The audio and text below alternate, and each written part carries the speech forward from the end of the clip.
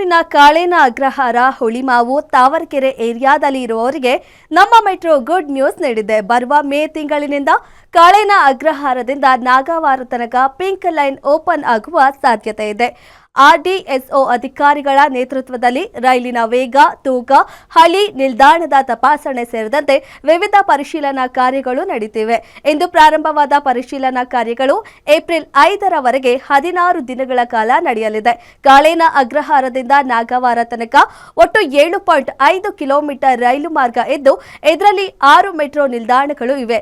ಈ pink line ನಲ್ಲಿ ಕಾರ್ಯನಿರ್ವಹಿಸಲು ಈಗಾಗಲೇ 4 ರೈಲುಗಳು ಬಂದಿವೆ. ಓಪನಿಂಗ್ ಹಂತದವರೆಗೆ ಇನ್ನು 2 ರೈಲುಗಳು ಬರಲಿದ್ದು, ಒಟ್ಟು 6 ರೈಲುಗಳು ಕಾರ್ಯನಿರ್ವಹಿಸಲಿವೆ. ಹಬ್ಬದ ಸಂಭ್ರಮ ಮುಗಿಸಿ ಸಿಲಿಕಾನ್ ಸಿಟಿಯತ್ತ ಮುಖ ಮಾಡಿದವರಿಗೆ ರಾಷ್ಟ್ರೀಯ ಹೆದ್ದಾರಿಯಲ್ಲಿ ಶಾಕ್ ಆದಿತು. ತುಮಕೂರು ಜಿಲ್ಲೆಯ ಕುಣಿಗಲ್ ತಾಲೂಕಿನ ಆಲಪ್ಪನಗುಡ್ಡೆ ಬಳಿ ಸರಣಿ ಅಪಘಾತ ಸಂಭವಿಸಿದ್ದು, ಪ್ರಯಾಣಿಕರು ಕೆಲಕಾಲ ಆತಂಕಕ್ಕೆ ಒಳಗಾಗಿದ್ರು. ಮುಂದೆ ಚಲಿಸುತ್ತಿದ್ದ ಕಾರೊಂದು ಏಕಾಏಕಿ ಬ್ರೇಕ್ ಹಾಕಿದ ಪರಿಣಾಮ ಹಿಂದೆ ವೇಗವಾಗಿ ಬರ್ತಿದ್ದ ಸಾಲು ಸಾಲು ಕಾರುಗಳು ಒಂದಕ್ಕೊಂದು ಡಿಕ್ಕಿ ಹೊಡೆದಿವೆ. ಒಟ್ಟು 7 ಕಾರುಗಳು ನಡುವೆ ಈ ಸರಣಿ ಅಪಘಾತ ಸಂಭವಿಸಿದೆ. ಅದೃಷ್ಟವಶಾತ್ ಈ ಅವಘಡದಲ್ಲಿ ಯಾವುದೇ ಪ್ರಾಣಾಪಾಯ ಸಂಭವಿಸಿಲ್ಲ.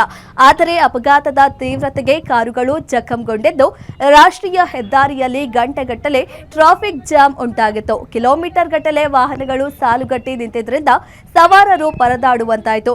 ವಿಷಯ ತಿಳಿದಿದ್ದಂತೆ ಸ್ಥಳಕ್ಕೆ ಕುಣಿಗಲ್ ಪೊಲೀಸರು ಭೇಟಿ ನೀಡಿ ವಾಹನಗಳನ್ನು ತೆರವುಗೊಳಿಸಿ ಸಂಚಾರ ಸುಗಮಗೊಳಿಸಲು ಕ್ರಮ ಕೈಗೊಂಡಿದ್ದಾರೆ.